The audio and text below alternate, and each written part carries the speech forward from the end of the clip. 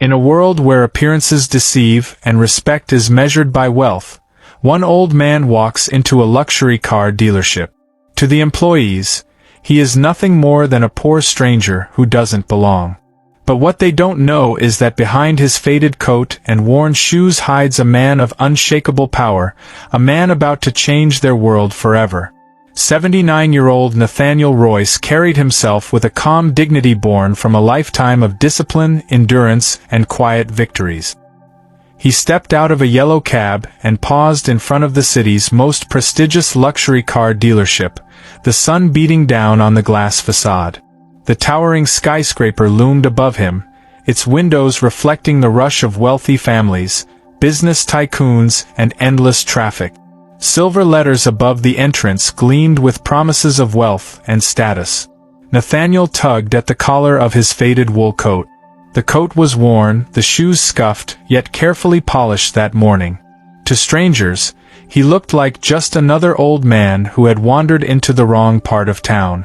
No one knew the truth. Hidden beneath his humble exterior was one of the city's most powerful men. A quiet empire builder. A secret benefactor. A man who chose humility over show. But today, he wasn't here as a businessman. He was here as a man chasing a simple dream, to buy himself a new car. Not for status, not for show, just for the joy of driving again, like he once did with his late wife, her laughter carried by the wind on country roads. With that memory warming his heart, Nathaniel walked inside. The noise of the street vanished. The dealership was like a temple, polished floors shining like mirrors, rows of immaculate cars, the faint scent of leather and wax, and soft music in the air. Salesmen in sharp suits moved confidently, flashing smiles, only at people who looked like they belonged. Nathaniel's eyes fell on a silver car. A smile crept to his lips as he touched its smooth surface, feeling like a young man again. For a moment, the reflection erased the lines of age. But whispers broke the spell. "Why is he here?" One salesman muttered. "Probably lost. Looks like he can't even afford a bicycle."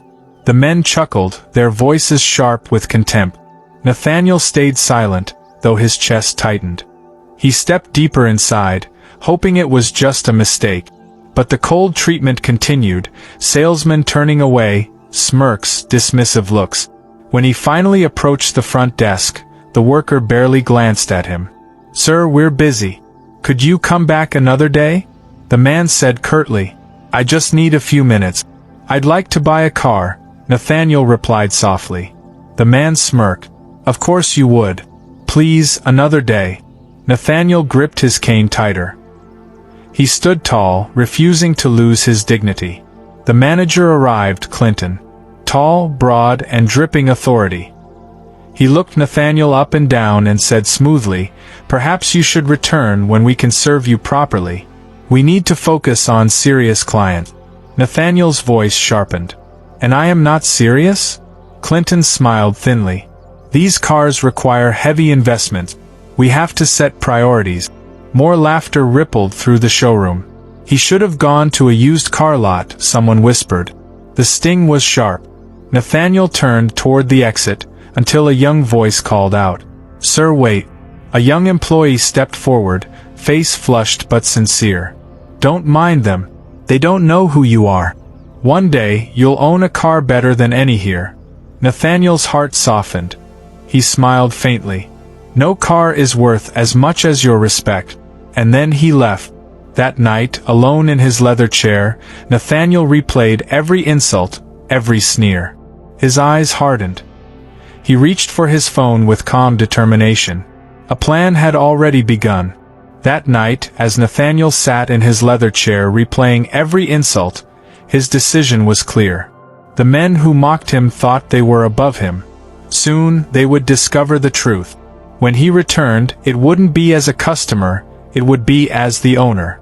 And the lesson he was about to teach would echo through the halls of power. Never underestimate the quiet ones.